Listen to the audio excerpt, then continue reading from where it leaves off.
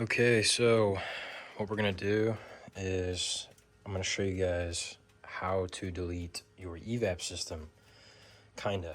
I've already got all this stuff done, so I'm just gonna try to talk about it as in-depth as possible.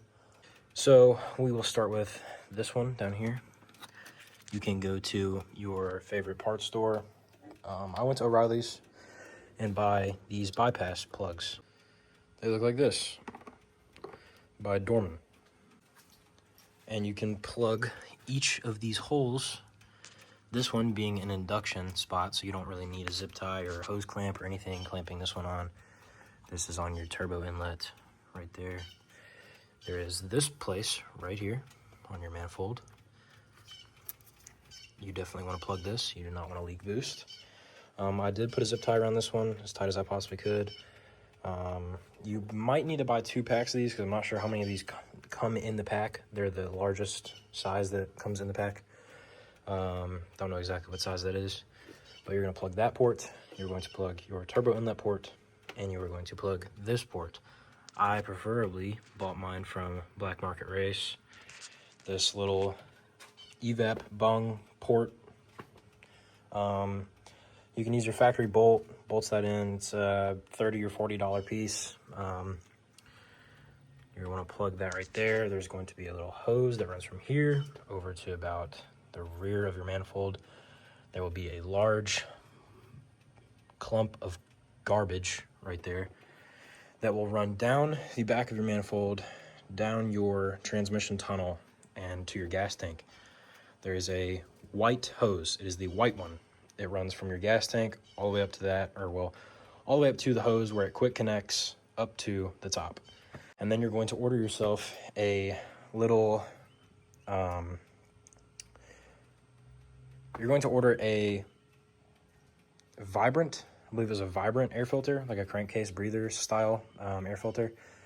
If you also go watch Kern's video, he explains this a little bit more in depth and kind of shows you everything that you need to do to delete this. That's pretty much the summary of up here. Once you plug that port, this port, and that port, you're pretty much set. Up here, you can disconnect it, I believe, or just cut the wire that is back here, cut like where it goes down.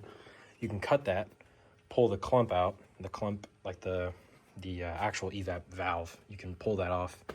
It is held onto one of these clamps back here, but you can remove the little clips off the plastic so it looks a little nicer. But now I'm gonna go and try to get my phone under the car so that you can see what I did and see how it looks. So this is your white hose. This comes from the gas tank and connects where I have this air filter here, and it runs up along your side, your transmission here, to the top of your manifold, and that is where your EVAP system is. But as you can see with this, I have this air filter here. I have it connected. It slides directly over the port on the white hose, and it comes with its own hose clamp, and you can tighten that down. I did mine a little different than I was supposed to. Usually this white hose runs over top of this plate here. But when you get under this car, you can remove these black nuts. They're pretty easy to take off. They are 10 millimeters. You can remove those, and this plate comes off, and it's a little easier to access. There is a bracket that holds these 2 hoses together onto that plate. I broke mine. Don't make that same mistake unless you want to use it, unless you want to run it like I have. I ran it under this plate to kind of help with smothering the, hopefully to dismiss some of the fuel smell, maybe a little. But also because I wanted it to kind of be visible under the car. But I also do not have my transpan. So your transpan would naturally cover these right here. But yeah, like I said, these are 10 millimeters. Remove this plate. Then you're going to just disconnect it. It's like a pinch and pull tab. And then you'll slide this air filter over, tighten it on, and then you're good to go. At least it's under the car. And now once you've put the air filter on and everything like that, and you've got that set up downstairs, Like I said, you can just rip this out from the top. The way I did this was I cut the hose behind the actual EVAP valve, and I disconnected the EVAP. I just threw it away, and then I pulled the rest of the hose out through the bottom of the car. So you may not be done totally downstairs, but it's kind of just up to you how you want to get it out.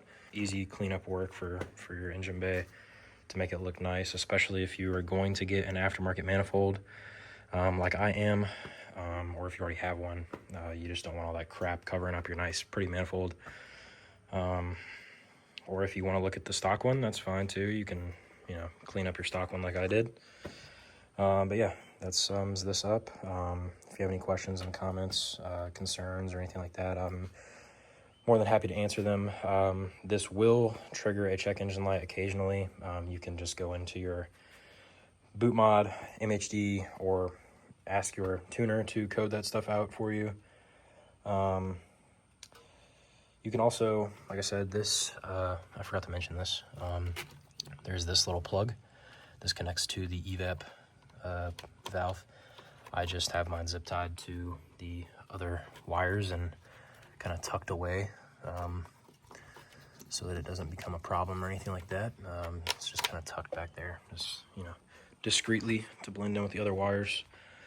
That should be your only plug in this case scenario.